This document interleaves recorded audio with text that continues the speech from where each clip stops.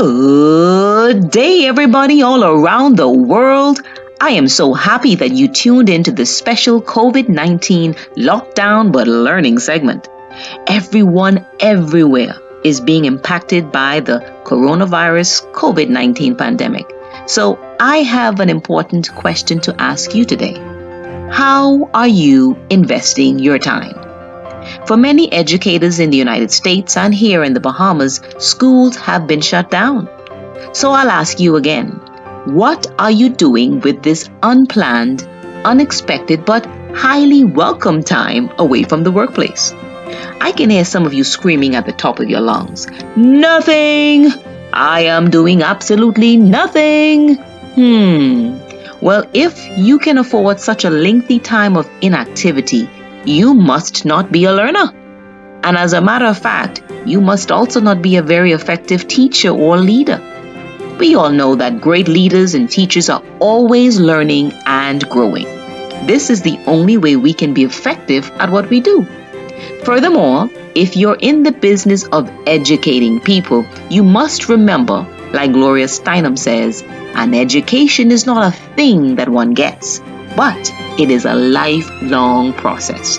And I'm not referring to classroom textbook learning here either.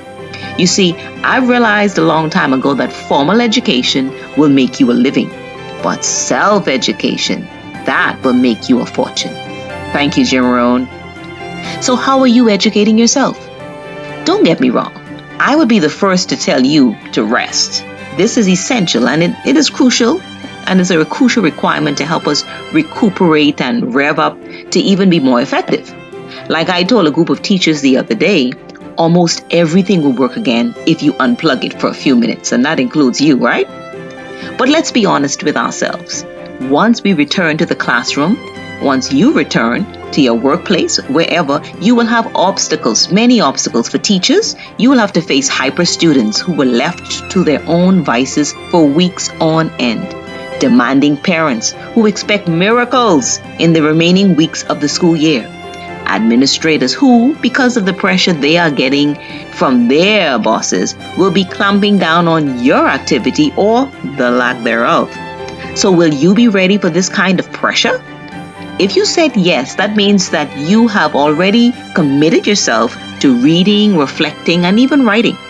But just in case you need some help figuring out exactly what you can do, besides, of course, working out and avoiding that refrigerator, ask yourself these simple lockdown learning questions.